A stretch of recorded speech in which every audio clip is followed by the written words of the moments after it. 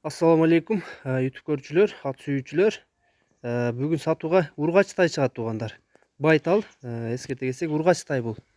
Эркек эмес, 5 кашка экен жаныбар. Таза кандуу байтал деп атат. Азыр тайдын ээзинен маалыматты алабыз. Тайды азыр бир көрсөтөлү биринчи алдын ала. Жал куйругу кыркылбаптыр туугандар. Ургач тай экен. Көк түстө экен, алыңкул экен.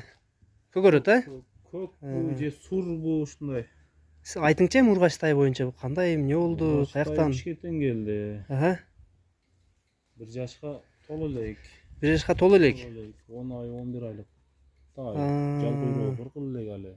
Жал куйругу кыркылбаптыр, Бишкектен келген ошо таза эме чистокровка тайлардан да. Ден соолугу кандай бунун? Буттары жакшы эле экен? Колу соо. Көрсөтөлүчү буттарын. Кабак кашынан көргүлөчү.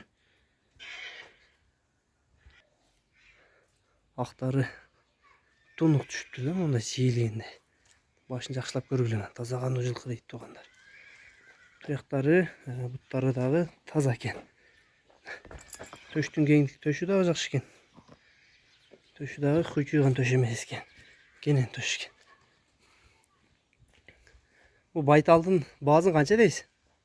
Байталдын баазы 65 000. 65 000.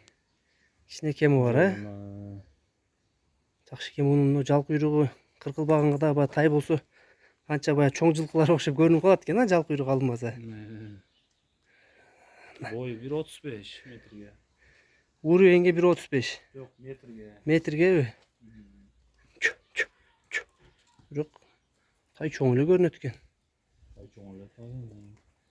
Точно эсептепсиз да, толук көрүнүшү тайын. Баазы 65 000 коюлду туугандар. Ургач тай истегендер мына таза кандуу деп атат. Көрөсүңөр дагы тайды. 4 бутак экен жаныбар. Сыны дагы мощный экен тайдынчы. Жал куйругу кыркылбаптыр да, болбосо дагы сонун көрүнөт. Жалдар менен капсайып. Баягы көздөрү, кабактарынан, баштарынан билинип турат экен, баары бир баягы таза кандуу экен,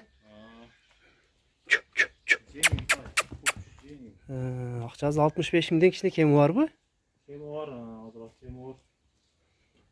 Чалсын, байланышып сүйлөшөбүз, Кудай буйруса. Биз алыңкул экен номерин жазып калтырабыз, жанагы. Астына жазып калтырабыз ар дайым Кудай эле номерди. Номерге байланышып, азыр ургач тайларды тоого кошо турган сезонда келди, убакытта келди. Ушундай ургач тай истегендер болсо, мына көргүлө туугандар. Ургач тай сурагандар да көп болду. Тилекке каршы только эле эркек тайлар чыгып атты сатууга. Ургач тай истегендер дагы көрсөңөр болот.